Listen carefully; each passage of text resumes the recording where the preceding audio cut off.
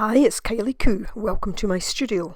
So, we're into February, and the first week of February, this now means it's week 5, so I'm adding my 5th main page to my concertina accordion journal.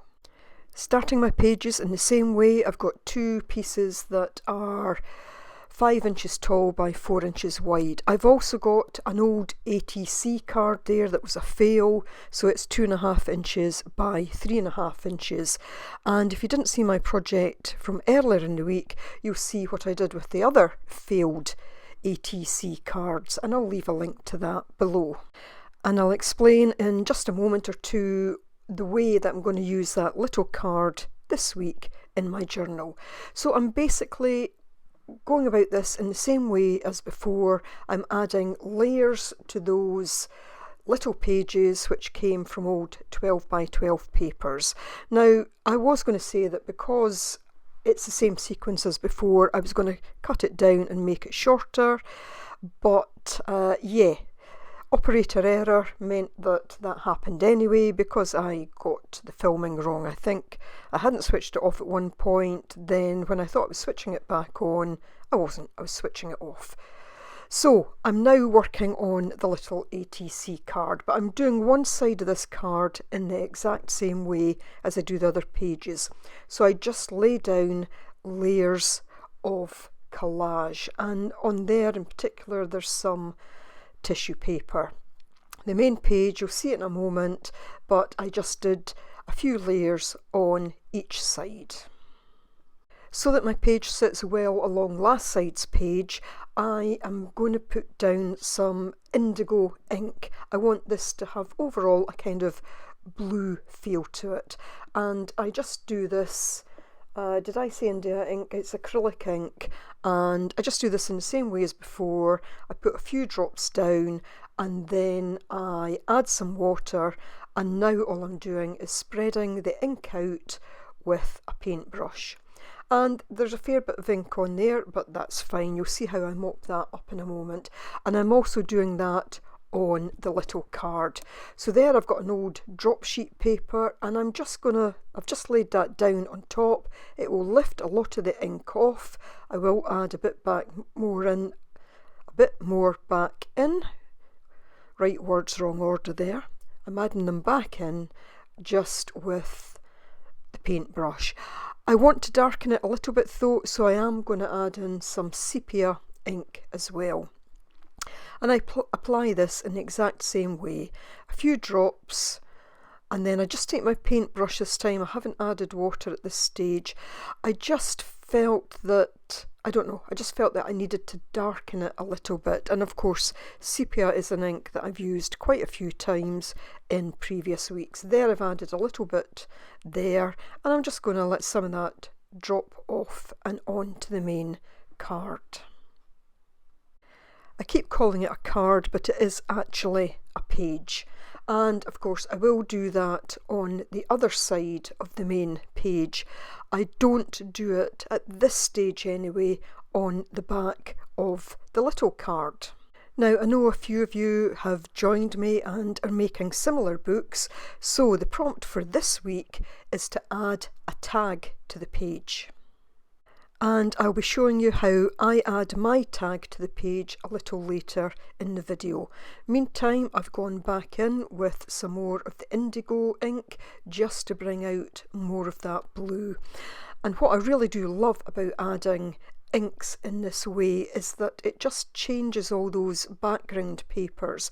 It has a way of harmonising them, but it also means that some of the marks on them, some of the colours on them, they take on a kind of deeper look, and it therefore adds a bit of depth to the pages as well. So at each stage I give these a good dry, and I'm really liking the way that paper had wrinkled a bit there. You know, I think that was because it was tissue. I hadn't kind of smoothed it out enough, but I actually like the texture that was created. So here I am just putting on some ink on the back of this page as well, and I just followed the same technique and pulled up the excess with the drop paper. I also added some sepia to that as well, and really like the colours there and what's coming through, just little bits of different colours, and again the texture. So really loving the way this is looking again. So I'm taking out my gold paint from last week, and I had some green there that I'd been using earlier in the week. I'm adding some Cad Red Deep Hue to my palette, and I'll also in a moment add some Payne's Grey. There was also some white in the palette. If you have a little palette like that and it fits in one of these little plastic tubs, then it's a good way to keep the paints fresh.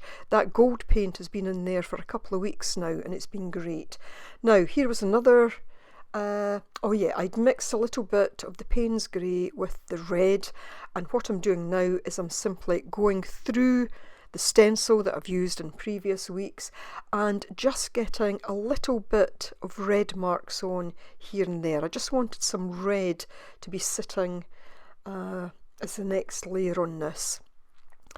Do it on both sides, and I also do it on the little tag that I'm going to add as well.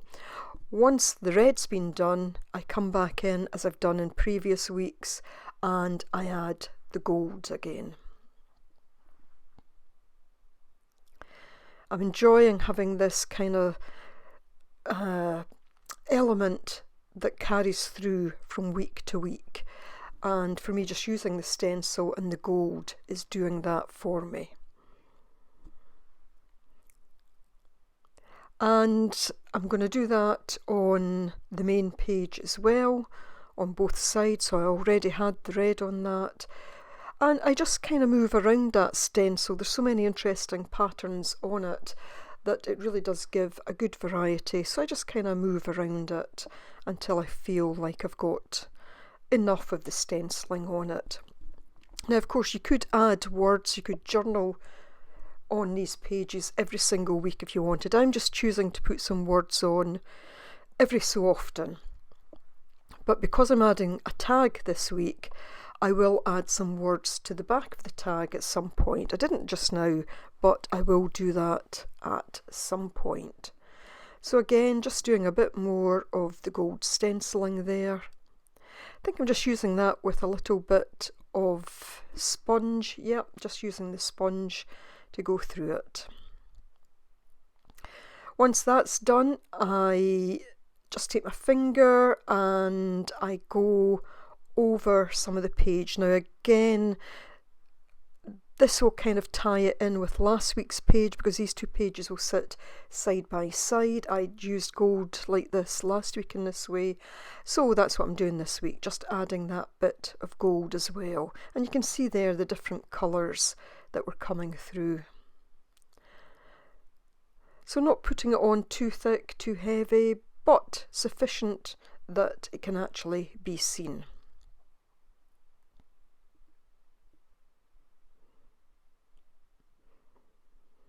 Then I move to the other side and put a bit on there, and I put it over those wrinkles that were there, those raised bits, because just doing that, it really helps highlight them and it makes a feature of them. And just showing you that there, and I think that looks great. Okay, so that's that done, and now I'm looking at the back of my little tag. It's a bit mucky, so I'm going to add a plain bit of paper. This is just a little bit of scrap that came off that drop sheet, just trying to make it fit. And all I'll do is to use the matte medium, as I did to glue the collage down to my main pages. I'll just use that and put that in place. I'll scrape it down again with my palette knife just to get as much of the glue out as possible. You can see some of the colour through that paper, I don't mind that, but it just kind of tidied it up a little bit, and I will come back and do some more on that shortly. So now just going around the edge, just creating a frame really around the page. I want to take that excess paper off now. I was going to tear it down a ruler, but it was still a little bit damp, so I end up just getting the scissors out and doing it that way. I was able to get some off, but I was worried I was just going to pull it right off at the back, so I then just use my scissors just to neaten it up a bit. I thought about shaping the edges, rounding the edges, but in the end decided against that. So I do also go around the edge of that with the gold.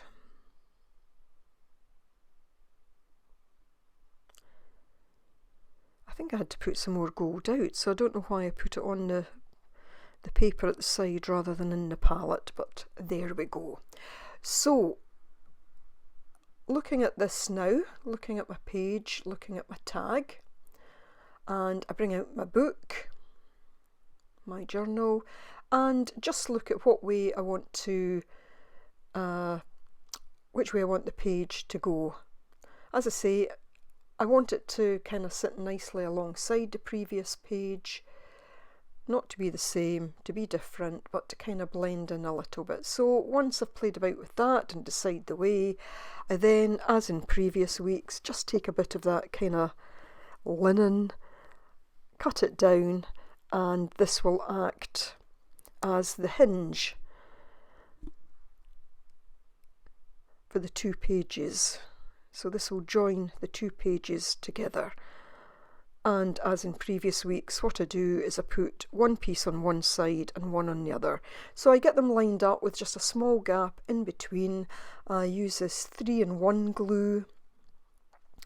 So run a bead of it down one page. I then do the exact same on the other page. And then I just place the fabric in place, dab it down. You can see there's little black stitches on that. I left that in. That was just a piece I'd used for practicing sewing on my sewing machine, and I've just left them in. And then I do the exact same on the back so that my two pages are very secure together. Looking at the back of that and not liking the fact that it's so stark, I mean it's not bright white, but I decided that I needed to darken it up a little, so I'm going to use a tiny bit of the indigo. I'm using a little bit of the sponge, putting some water on that, and I'm just going to dab this out. I don't want it to be too dark, but I just wanted it to kind of, again, fit in with the page that was there. I put on a little bit more, just to kind of around the corners and the edges, and again, just use that stamp. I got in a bit of a mess with the ink, went under my fingernails, and it took a bit of scrubbing to get it out. I think my hand stayed kind of grubby for a couple of days. Anyway, nothing unusual there. Now I'm going to attach it, and I'm just going to use one of the little eyelets and I've now forgotten the name of my punch, but I've punched a hole, I've put the little eyelet rivet thing in. I then can use that to tighten it. Just taking it an awl because I wanted to line it up with my page just so that it kind of sat towards the middle. Didn't have to be perfect. Then using my crocodile, I've just remembered the name, to punch a hole in the page. I will put the rivet through there, and again I'll just tighten that using the bit that you can use on the crocodile for that. It's handy for that.